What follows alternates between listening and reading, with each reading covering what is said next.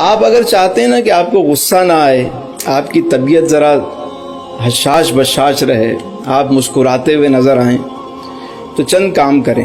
نہیں آئے گی، مایوسی بھی نہیں آئے گی، غصہ بھی نہیں آئے گا، بہت آپ ریلیکس فیل کریں گے. ایک تو یہ کہ غسل کریں. جب آپ کے اندر غصہ یا اس طرح کی چیزوں نہا لیں.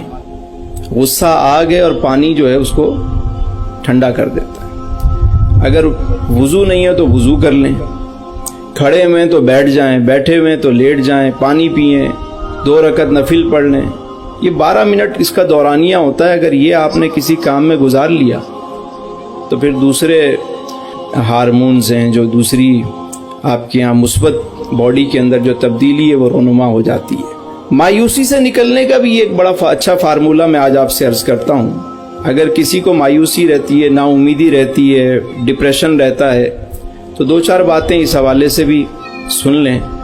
وہ یہ کہ آپ ہر وقت باوضو رہیں، ہر وقت انشاءاللہ مایوسی آپ کے قریب نہیں آئے گی.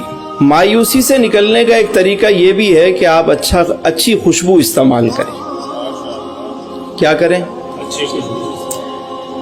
یقین کریں کہ جب انسان اچھی خوشبو لگاتا ہے نا تو اس کی طبیعت میں ایک الگ سے ایک اس کی روح کے اندر وہ اترتی ہے، آپ کی روح خوش ہوتی ہے.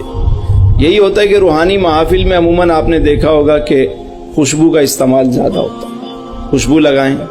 غصہ زیادہ آئے، پیدل چلنا شروع کر دیں، واک کریں.